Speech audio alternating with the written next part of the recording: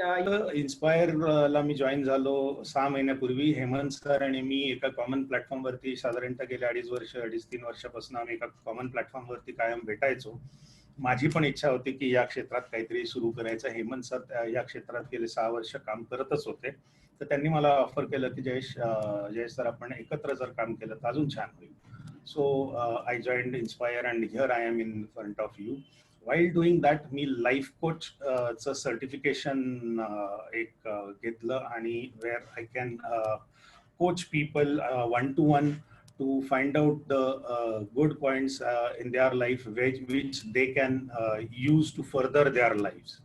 So that is मी नाशिकमध्येच राहतो. इथे माझे आई वडील मिसेस आणि मी असे 4 जण आम्ही नाशिकमध्ये राहतो. So that was all about me. हे आता तुम्हाला मी कोण आहे आणि काय आहे हे सगळ्यांना कळाल्यामुळे कदाचित एक इमोशनल कनेक्ट माझ्याशी व्हायला तुम्हाला पण फायदा होईल.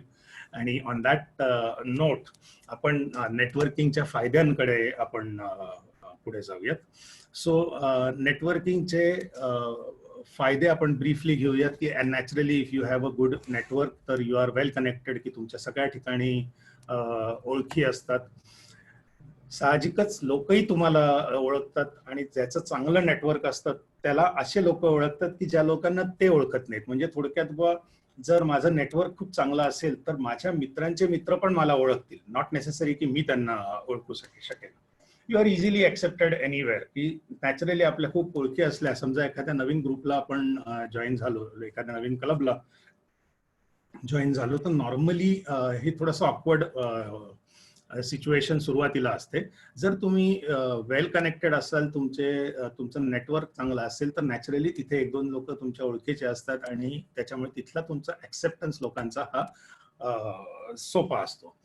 You enjoy a higher profile, म्हणजे काय तर तुमची विजिबिलिटी खूप जास्त असते. लोक एक तुमच्याकडे प्रतिष्ठित व्यक्ती म्हणून बघतात आणि तुम्ही जिथेही कुठे जातात तिथे तुम्ही नेहमी नोटीस होतात आणि तुम्ही वेलकम असतात.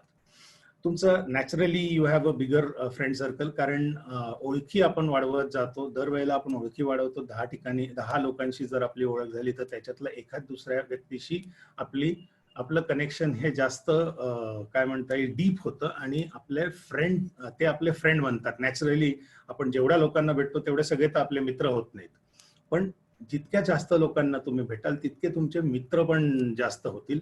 So you have a bigger friend circle. You have a large advisory committee. ह्याचा मी खूप फायदा करून घेतो की जर तुम्ही सगळ्या क्षेत्रातल्या सगळ्या लोकांना ओळखत असाल आणि त्याच्यातले काही प्रतिष्ठित लोकांना ओळखत असाल, तर उदाहरण घ्या की तुम्हाला एक नवीन बिझनेस चालू करायचा आहे ज्याच्याविषयी तुम्हाला काहीच माहिती नाही, तुम्हाला फक्त अपॉर्च्युनिटी आलेली आहे आणि मी हा करावा की नाही हे जर तुम्हाला जाणून घ्यायचं असेल तर इझिली तुमच्याकडे लोक अवेलेबल असतात. एक तर त्या क्षेत्रातलं कोणीतरी असेल की ज्याला तुम्ही विचारू शकतात की अरे बाबा मी हे करावं का, किंवा एखादा कोणी एस्टॅब्लिश्ड बिझनेसमॅन असतो, कोणी एक्सपिरियन्स असतो, कोणी त्या क्षेत्रात नोकरी करत असतो.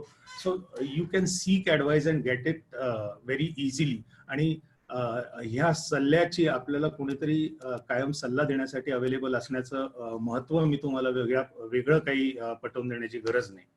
Of course you get more satisfaction from helping others. Networking मध्ये मी पुढे ते बोलेनच, but networking is more about you being useful to people, you helping people. आणि जेव्हा आपल्या हातनं काहीतरी चांगलं कार्य होत असतं, लोकांचा फायदा होत असतो, लोकांना मदत होत असते, त्यांचं आयुष्य सोपं होत असतं, त्यावेळेला त्याचं सॅटिस्फॅक्शन आपल्याला खूप जास्त असतं. जसं मी ते याचं सिरियलमध्ये रोल मिळण्याची एक अपॉर्च्युनिटी तुम्हाला सांगितली, इट वॉज अन अपॉर्च्युनिटी ना for me. So the wider your network, वेगळ्या वेगळ्या क्षेत्रातल्या अशा अपॉर्च्युनिटीज तुम्हाला अबंडन्स मध्ये अवेलेबल होतात. अबंडन्स ऑफ रेफरल बिझनेस म्हणजे वर्ड ऑफ माउथ ज्याला आपण म्हणतो ना. जर मी तुम्हाला ओळखतो आणि तुम्ही काय करताय हे मला माहिती आहे, तर तुम्ही काय करताय हे मी दुसऱ्याला सांगू शकतो आणि त्याला तुम्हाला रेफर करू शकतो. तर ह्या अबंडन्स ऑफ रेफरल बिझनेस आणि अबंडन्स म्हणतोय तर मला आपण एक नुकताच अबंडन्स वरती एक अख्खा प्रोग्राम घेतला होता, तर त्याची युट्यूबची लिंक अनिल प्लीज शेअर करा, म्हणजे मला आठवलं ते. तर do watch that YouTube video, rather those YouTube videos. You get support from business associates. मग आता नेटवर्किंग हे फक्त आपण कस्टमरशी करतो का, तर नाही. आपण आपल्या सप्लायर्सशी करतो, आपल्या कॉम्पिटिटर्स जे आहेत त्यांच्याशी पण आपली ओळख असली पाहिजे. आपले जे कन्सल्टंट्स असतात, जसे चार्टर्ड अकाउंटंट असेल किंवा तुमचं फायनान्स कन्सल्टंट असेल, यांच्याशी पण आपलं रिलेशन चांगलं असतं. नेटवर्किंग चांगलं असल्यानंतर आपले जे सर्व्हिस प्रोव्हायडर्स असतात त्यांच्याशी पण आपलं रिलेशन चांगलं असतं. आणि ह्या सगळ्यांच्या आपल्या बिझनेससाठी आणि आपल्या लाईफसाठी सपोर्ट तितकाच महत्वाचा आहे जितका कस्टमरचा आहे. तुम्ही जर बिझनेस करत असाल किंवा तुम्ही जॉब बिझनेस जे प्रोफेशन जर तुमचं असेल आणि त्या क्षेत्रात जर तुमचं नेटवर्क खूप चांगलं असेल, तुमचं नेटवर्किंग चांगलं आहे, तुमच्या कॉम्पिटिटर्सना सगळ्यांना तुम्ही ओळखतात, तुम्ही सगळ्या इव्हेंट्सला हजर असतात, तर नॅचरली तुमचा रिस्पेक्ट तुमच्या त्या इंडस्ट्रीमध्ये वाढतो. आणि या सगळ्याचा एंड रिझल्ट काय होतो की सगळेजण तुम्ही सक्सेसफुल होण्यासाठी तुमच्या पाठीशी उभे राहतात. Everybody roots for your success. The more people you have in life, the more people you are well connected to, you have an emotional account with, more people will support you. तर एक support system आपली खूप चांगली उभी राहते.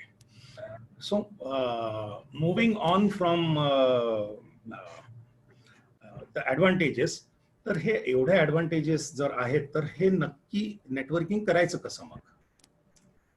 तर अगदी simple पहिले मी तुम्हाला क्रिएट करतो की एक फॉर्म्युला आहे की visibility is equal to credibility is equal to success. Okay, visibility म्हणजे काय, तर तुम्ही दृश्य असणे, तुम्हाला लोकांनी बघितलं पाहिजे, तुम्हाला लोकांनी नोटीस केलं पाहिजे. क्रेडिबिलिटी म्हणजे काय, तर तुमच्यावरती लोक किती विश्वास ठेवू शकतात.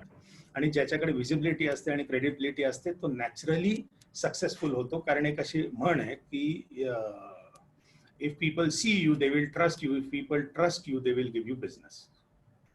ओके, तर मी 2 मिनिटं याच्यावरती स्क्रीन शेअर बंद करतो. ओके, सो मी तुम्हाला हे व्हिजिबिलिटी क्रेडिबिलिटी याच्याविषयी समजावं म्हणून मी तुम्हाला 2 उदाहरणं देतो.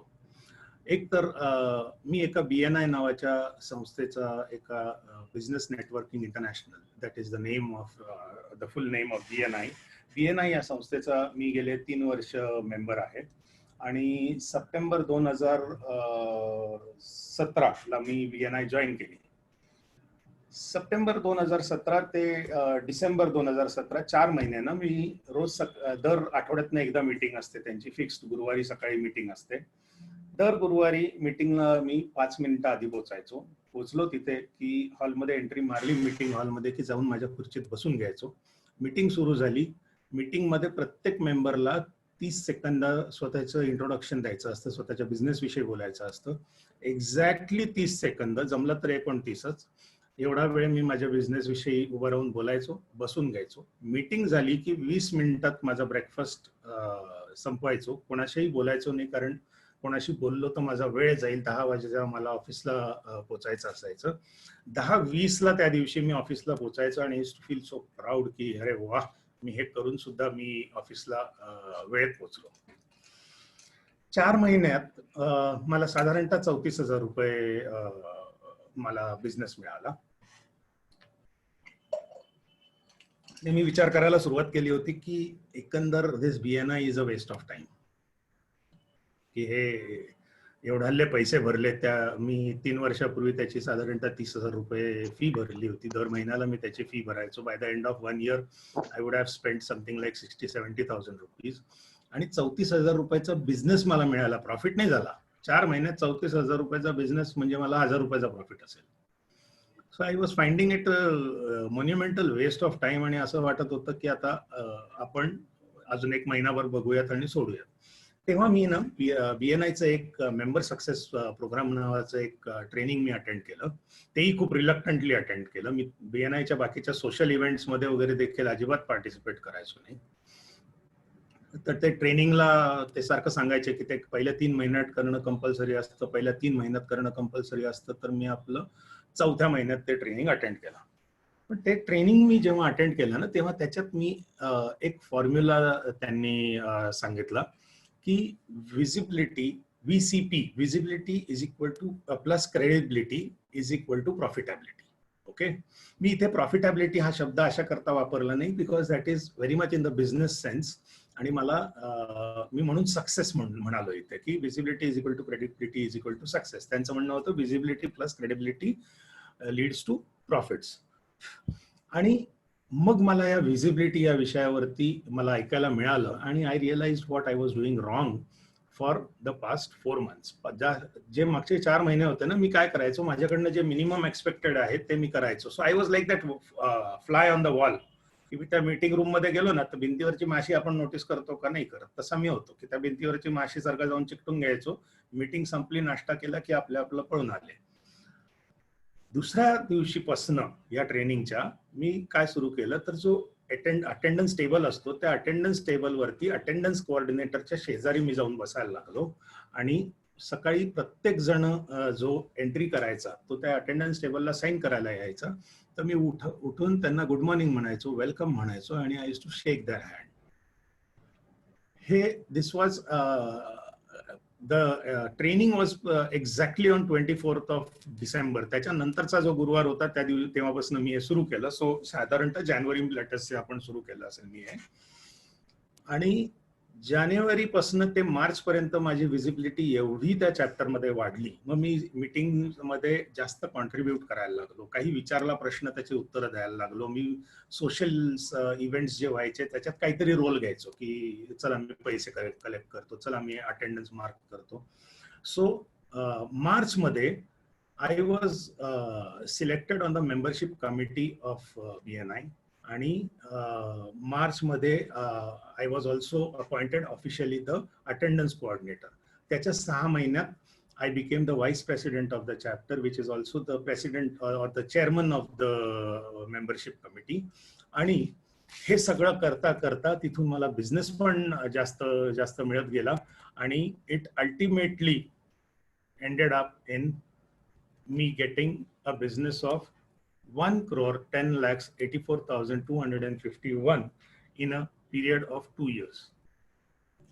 4 महिन्यात 34,000 रुपये मला बिझनेस मिळाला होता. आणि 2 वर्षात, साधारणतः 2.25 वर्षात मला 1,10,00,000चा बिझनेस मिळाला.